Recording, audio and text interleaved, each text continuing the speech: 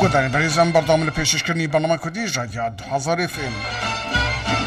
وضعی لعراق و شری لگل داعش و پرسی سرخوابونی کردستان بابتین سرکینه لناو میده جهان تاکو زیاتر سر ام پرسیاران بزانبن امیه پیوینکی لگل نونری حکوماتی حریمی کردستان لو استرالیا بریز هوال سیان بکن و حروا پیوینکی لگل ووتو بیجی کومالی گرتی کرد لو استرالیا بریز دکتور موفق سورانی بکن که اونا تمنر سر خط تلفون بریزان که کفالو که موفق سپاس بو کاتو بشتابونیش دامتن لام گوتو بیج لپیش ام دست به گوتو بیجکی بکن ایوو ام راپور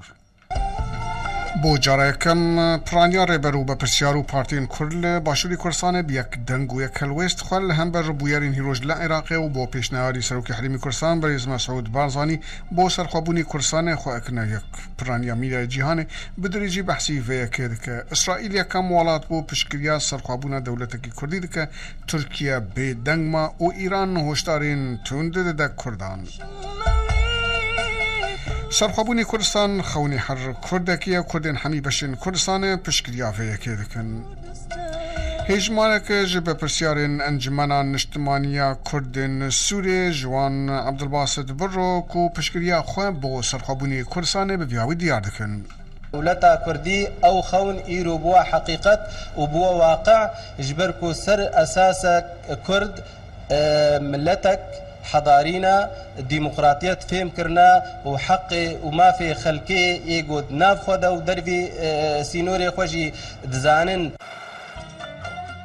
هزي تندرا وتيكا مثلا سينوري كردستاني جما في ملتي كردي خوب باريزي دجي مسألة كردي حالة نتوية حالة قومية تجاري ناكفي وشر طائفي نابينا سنة وشيعة ول باکوری کردستان و باجاری دیاربکر جی کنفرانس که درباره پرسا سرخوابونه جی گرت و پشکریین خود دیار کرن و رخنه راگهاندن حسیب دجلا کرن که اول دج راوسیابو بود دبینم خوازی خطیب دیجله و کردکی که 15 سال خود گرتیگه انت درباس کریه تشتین وا نگوت نوانا تشتین گلک على توشن سرخوابونه کردستان فرسندک تاریخی دیروکی هاتی سر کرده کرد دوی پیشیه وقت سروک برزانی کفشکیه اولی رفراندوم که چکن و پشتی رفراندوم بگمان دوی سرخوابونه خو اعلام بکن و سکرتری گشتی حزبی دموکراتی کردستان بریز مصطفی هجری درباره سرخوابونی کردستان و ویهاوی دویجه با ما في سربخوي قلي كرداناني بلكو اصولا باوري بما في كردو باقينة وكاين ديكانية وبويشا هر لو روجش وكا حكومتي هريمي كردستان بيكاتو كوماري اسلامي ايران لراستاي لاواز كردني او حكومة بيكناني جيرو قرفتو مشكلات بو او حكومة ناو بناو تو باران كردني سنوركانو زررگەیاندن بە موچە و مەزرای خەڵک و خەڵکی مەردار و ئەوانەی کە لە سنوورەکاندا دەژین کاری کردووە و هیچ وەختێک لە پیلانجێڕان دژی ئەو حکوومەتە کۆتایی نەکردووە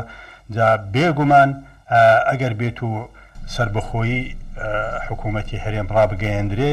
کۆماری ئیسلامی ئێران دەتوانێت پیلانی زۆرتری بەدەستەوە بێت و ئەندامی مەکتەبی سیاسی یەکەتیان نیشتمانی کوردستان وەرێز عەدنان مفتی بڤیاوی دوێژە همو دنیا اویا که اما اما دولت کردوس ناکن عراق تکنا عراق خوی برم تیوچون دروات اما چی بکن دانشناوا للايك و ارهابي كان بس لاينا چی اما ينگرتو خطرشن للايك و بغدا رساوي دستور ناكاتن پیشیری دکاتنو پیوندی کان لگا هرما موسوه کلو دوما گدا پیشش ماگدا دیمانو گشتا اوی موچی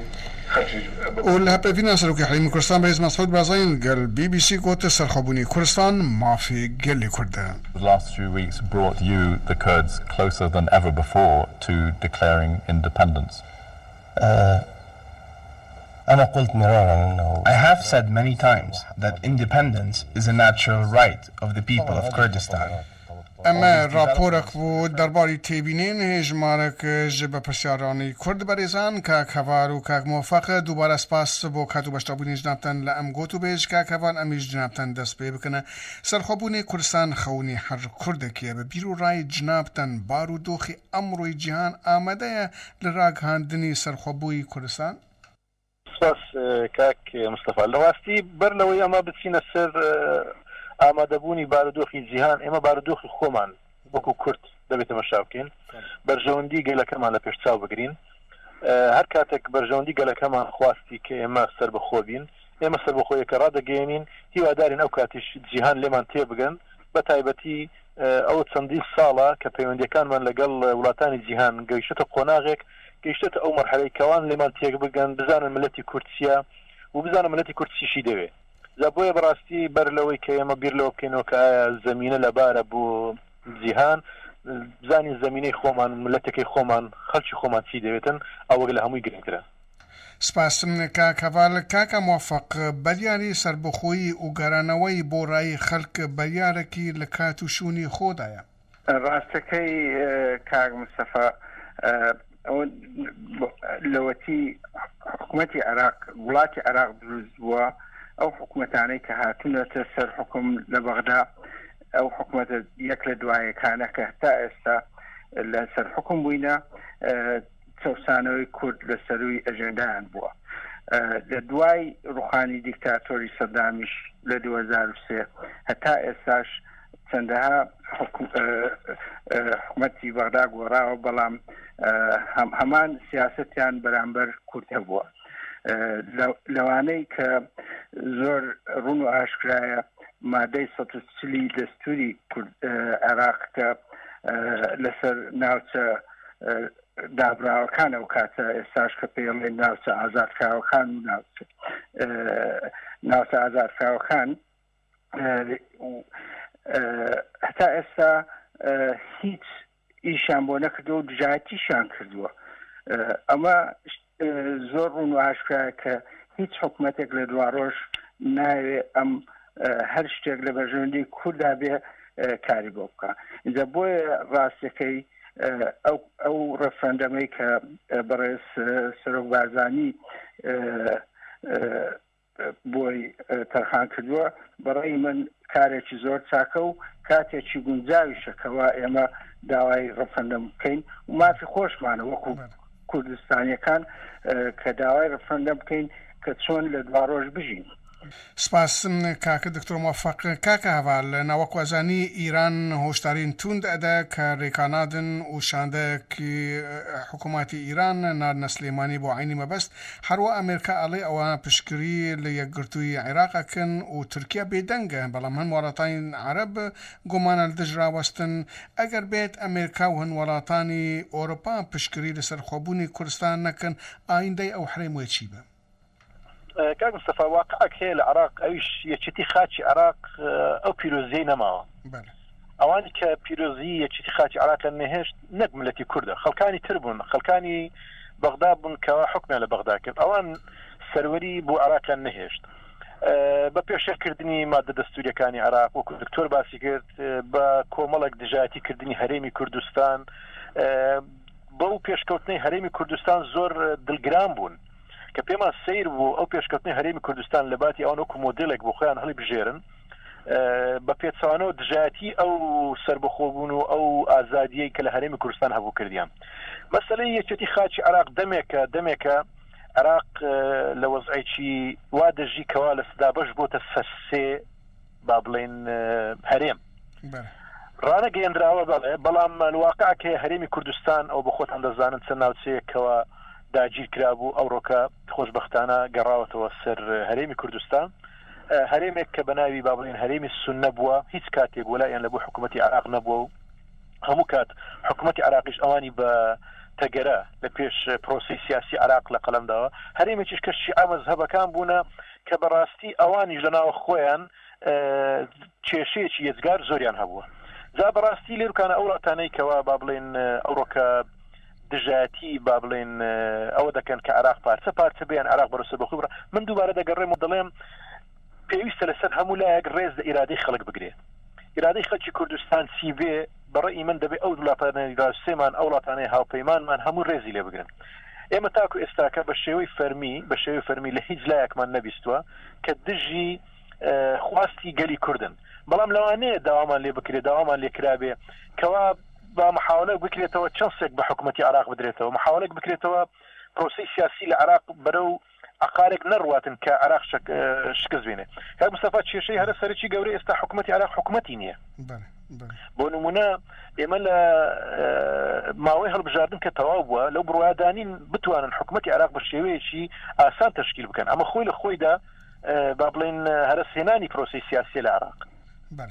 سپاسم کاکەواڵ کاکە دکتۆرە جنابتان بەحسی مادەی 140 کردنا کورد ئەڵێن ئەو ناوچەکانی کێشە لەسەر بە تایبەتی شاری کەرکووک کە ئێستا لەژێر دەسڵاتی پێشمەرگەندایە دڵێن ئیدی ئەو ناو ئەو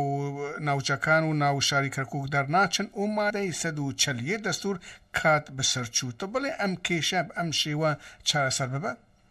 کاک مستەفاگەر بەو شێوەیەش چارەسەر نەکرێت لە دوا ڕۆژیش هەر لەمە خراپترە بێ. ئەو کێشەی ئێستا مادەی 140 بە هێزی پێشمەرگە چارەسەر کراو، ئەو شوێنانە ئازاد کراو، مادەی 140 لە لای ئێمەوە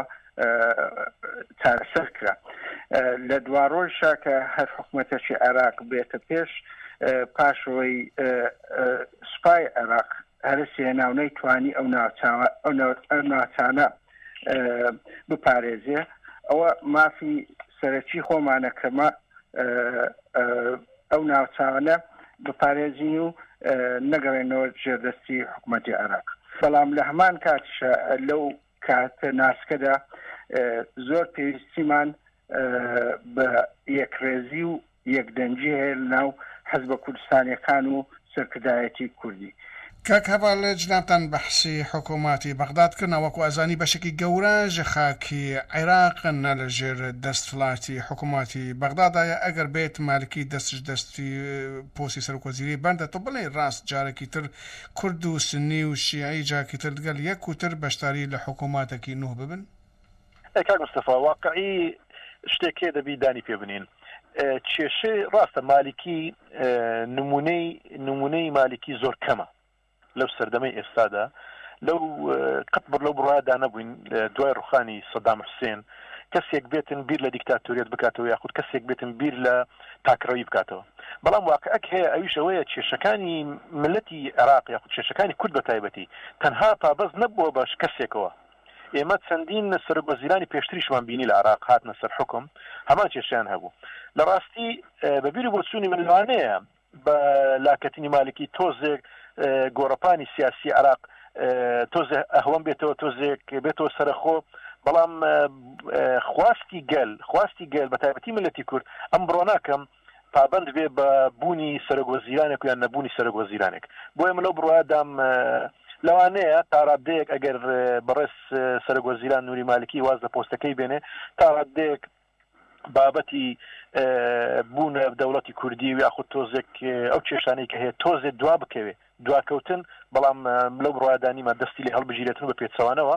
ملەتی کورد گەلی کورد بڕیارێکی داوە دەبێت ڕفراندۆم بکرێ و من لەو بڕیارش دەبێت ڕێز لە ئیرادەی ملەتەکە بژیرێتن جا بڕیارەکە بە هەر شێوەیەک بێ. باشە کاک موفق جنابتان بەحسی یەکدەنگی و یەک هەڵوێستی لایەنی کورد کرد کە ئەمە زۆر گرینگە لە کاتێکی وەکو ئێستا، بەڵام بەپێی هەن راپۆر ئەڵێن هەن کێشە هەیە لە ناو هەن بە پرسیارانی یەکەتی نیشتمانی کوردستان هەن جوان دەخازن لەگەڵ مالکی بڕێکاون و هەنجی لە دژن هەروە دەرباری پۆستی سەرۆکۆماری عێراق لە شوێنی مام جەلال تەلەبانی هنجی نەگەشتنە تڕێکەوتن سێ ناو هاوتنا پێشنیارکردن فواد معسووم دکتۆر نەجمەدین کەریم و دکتۆر بەرهەم صالح هەن راپۆر هاتنە بەڵاوکردن لە ڕوودا و کاک موافق کاک هەواڵ یەک دقیقە گوهر لە ئەم راپۆری بگرن. جاشایەتی ئەو دوو دەستەواژەن لە نێو مەکتەبی سیاسی یەکەتی نیشتمانی کوردستاندا گۆتراوە، بەڵام بۆ دەرەوە یەکەتی نەبووە، بەڵکو بۆ خودی ئەندامانی مەکتەبی سیاسی و حیزبە بووە،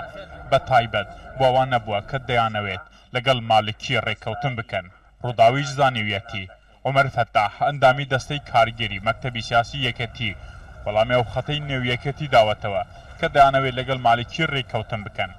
بێ هیچ دۆدڵیەک. گوتوویەتی هەر کەسێک لە تەوەجوهی یەک ڕێجی کوردستانی دەربچێت خیانەتە و بەگرە جاشایەتیە. ئەندامێکی مەکتەبی سیاسیەکە تیش نایشارێتەوە لەناو حیزبەکەی زیاتر لە خەڵتێک هەیە. دوو ئاراستە سێ ئاراستەشەیە چوارش هەیە لەناو یەکێتی و لەناو پارتیش هەیە من یەک ڕێژی لام ئەساسە دیالۆگیش لەگە بەغدا لام ئەساسە عدنان مفتیە کاک موفق لەسەر ئەم راپۆرسم ئەم کێشە چوونی بیرڕای ژنابتن ڕاستەکەی کاک مستەفا مەسائیدی دیموکراتیەت بیربۆچوونی جیاجیای لێکردەوە بەڵام بە بۆچوونی من ئێستا پێویستە دوور لە هەموو مزایدێکی سیاسی و بەرژەوەندێکی تاکڕەوی و بەرژەوەندی حزبی سەرکردایەتی کورد و حزبە کوردستانیەکان بە تایبەتی و گوتار و ئەجەندایەکی تایبەتی خۆیانەبی و یەکگرتوون و یەک هەڵوێست بن و یەک دەنگ بن بەرامبەر ئەو کێشانێکە هاتوۆتە پێشمانەوە چونکە ئەمە مەسلەی نەتەوایەتیە و مەسلەی نیشتمانیە مەسلەی تاکڕەوی و حزبی نییە ئیمڕۆ باشترین کاتە کە کورد داوای ڕفرەندەم بکا و دواڕۆژ خۆی دیاری بکا بەڕێی ڕفرەندەم بە دەنجی گەلی کوردستان کاک هەڤال بەحسی حکوومەتی بەغداد و مالکی کرد تەجربەی کوردەکان لە پێش مالکی لەگەڵ جەعفەری یا دەعەلەوی و زۆر کەسانی تر هەبوو زۆر کوردەکان ئەڵێن ئێمە بۆ ماوەی 30 ساڵ شەری سەدام حسێن ئەکردن ئێمە ڕێکانادن و جارێکی تر و یەکی تر وەکو سەدام حسێن مافوو هەبوونی کوردەکان تر نەبکە وا دیارە و کورد دی نەتوانن لەگەڵ حکوومەتی بەغداد کی بێ نەتوانن بڕێکەوەن جنابتەن چوونێ بینیم بەڵێ کاک مستەفا وەکو باسم کرد بەڕاستی بیربۆچوونی خەڵکە ڕاستە ئێمە کێشەیەکمان هەیە ئەویژەوەیە کە خاڵی هاوبەشمان زۆر کەم بۆتەوە لەگەڵ عێراق ئەو خاڵە هاوبەشانەی کە پێشتر هەبوونە زۆر زۆر کەم بوونەتەوە بۆیە هەموو بۆچوونەکان و هەموو ڕێڕەوەکە بەرەو ئەوە دەسوات دەورە ئەوە دەچێتن کە عێراق کورد جزا بێتەوە لە عێراق بەڵام وەکو باسشم کرد ئەمە بڕیاری کۆتایی ملەتە بڕیاری کۆتایی پەرلەمانی کوردستان کە ڕێفراندۆمێک ئامادە دەکاتن ملت لەو ڕێفراندۆمە بڕیاری خۆی دەدا بە بیری بۆ چوونی منیش بڵێ خاڵە هاوبەشەکان وەکو باس زۆر زۆر کەم بوونەتەوە لەگەڵ حکوومەتی عێراق پێکەوەژیان لەگەڵ ئەو سیستەمەی کە ئێستا هەیە لە عێراق تا ڕادەیەک ئەگەر ئەستەم نەبێتن بەڵام زۆر زەحمەت کاک موفق زۆر کەس ئەڵێن ئێستا فرسەندێکی زێرینە لەناو دەست کوردان بۆ داوای سەرخۆبوونی کوردستان بکەن جنابتەن ئایندەی عێراق لە ئەم وەزع و شەڕ و تێکچوون چوونێ بینی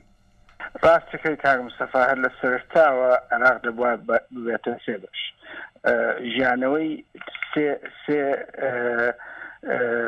وەکو کیانی جیان وەکو شیعە و سوننە و کورد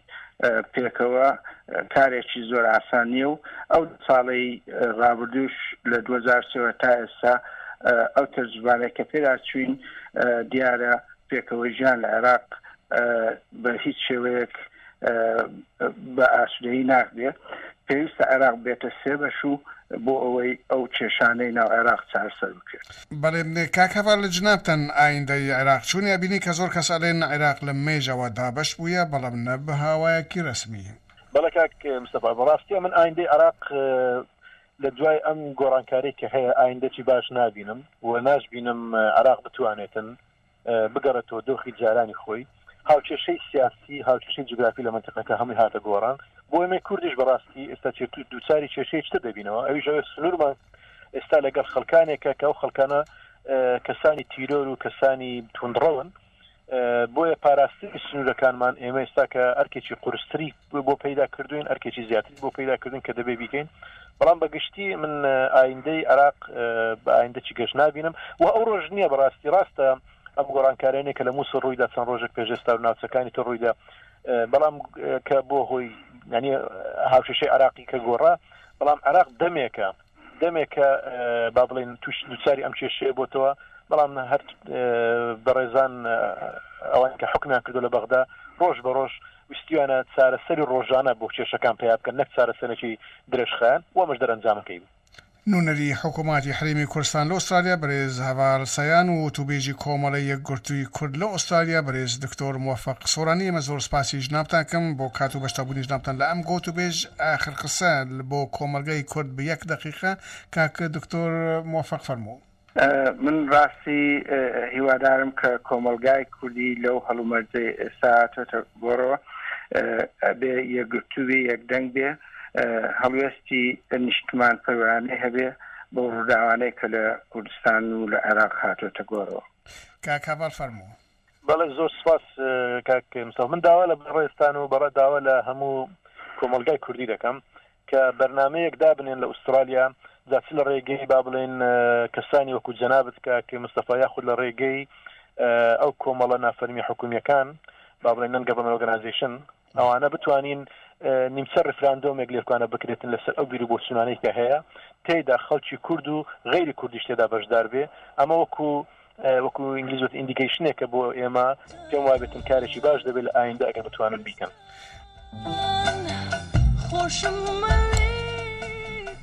گۆداڕێز و گوهدارە هەپەیبینە تەڤ بەرێزان هەواڵسەیان نوێنەری حکوومەتی هەرێمی کوردستان لە ئوسترالیا و کاک دکتۆر موفق سۆرانی وتوبێژی کۆمەڵی یەکگرتووی کورد لە ئوسترالیا کرد. هونەرمەندە کورد دەشتنی و کوردستان.